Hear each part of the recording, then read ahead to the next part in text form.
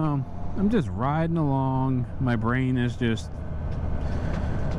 chattering away. You know, you have that internal dialogue going on, and it just hit me. I've got a serious case of keeping up with the Joneses. Hello, this is Saddlebag73 in sunny Cornwall in the UK, and you're watching WaltInPA. Enjoy the ride.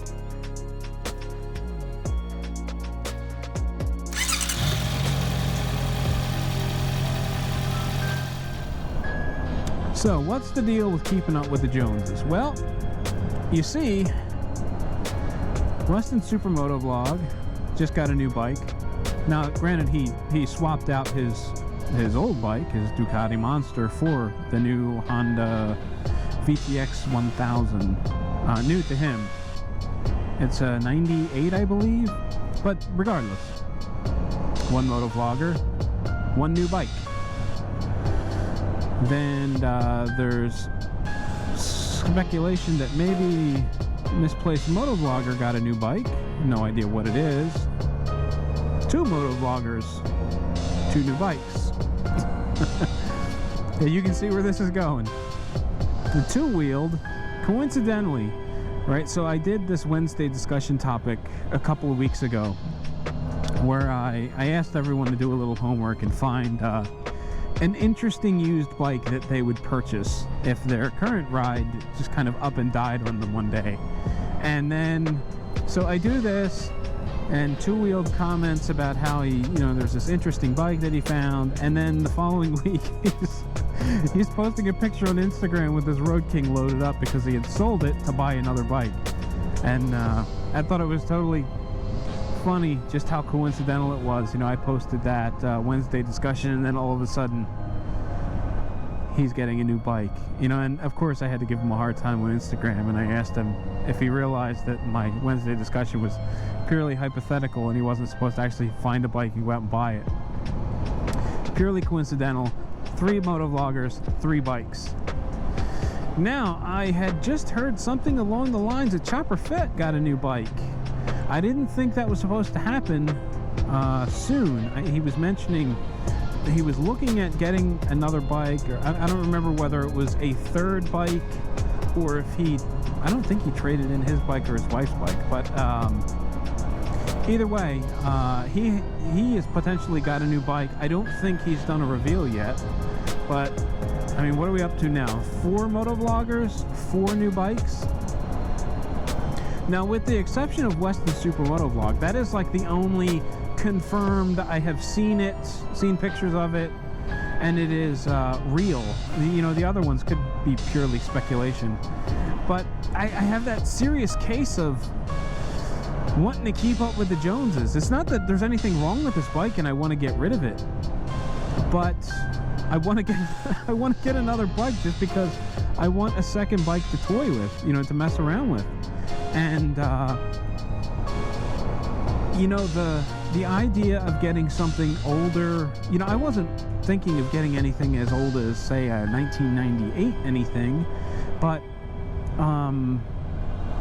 mostly because I kind of want fuel injection. I don't want to have to deal with carburetors. The first time I had to do that with my original bike, it was kind of a pain, and I don't know that I want to relive that. I mean, it could be completely the fault of the bike that I had and how it was maintained, and you know, carburetors may not be an issue. So I shouldn't take something older like WestonSuperMotoVlog's VTX off the table just because it's a bit older. There are a lot of really reliable motorcycles out there that will rack up tens of thousands, if not hundreds of thousands of miles before you see an issue with some of the major components like the engine or the transmission. So there are deals out there to be had, great deals for older bikes that, you know, just need a little TLC to get them back into good cosmetic and or riding shape. You know, I say that I shouldn't discount, you know, something like a 1998 something or other, But one of the things that keeps popping up, that keeps grabbing my attention, are these 1970s Honda CBs. Like I saw it was like a 750F Super Sport, and I saw a 500 or a 550F.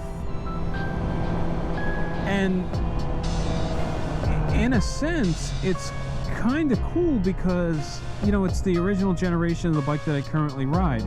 So it would be kind of cool to have a bike to tinker with and to, you know, learn about the mechanics of motorcycles with something that doesn't have to be 100% reliable, because it's just a backup bike. It's, you know, it's just that fun little bike I ride from time to time.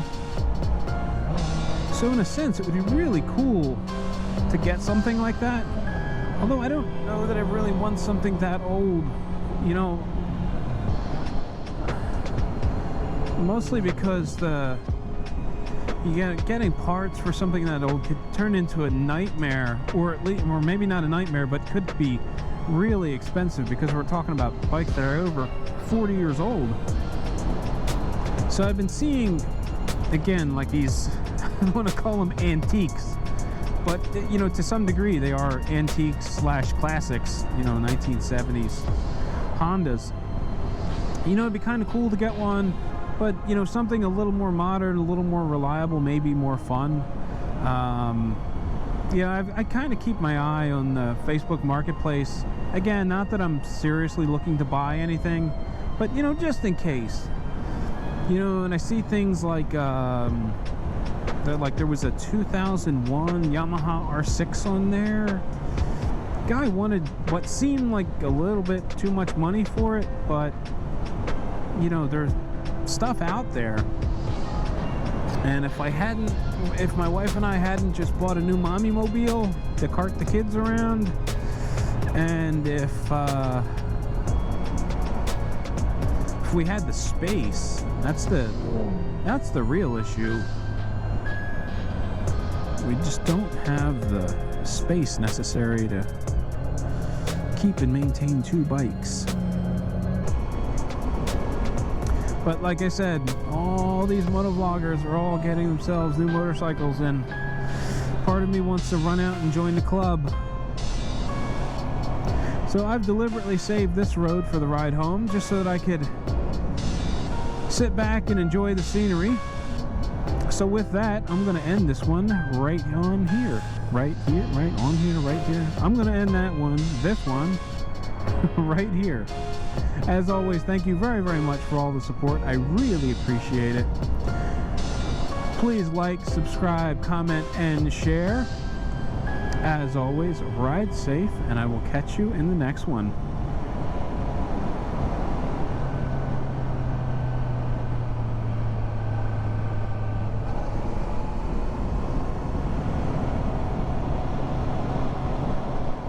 Seriously, how cool would it be to go through here on a 2001 R6?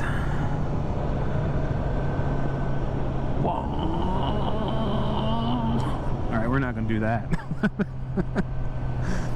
GoPro, stop recording.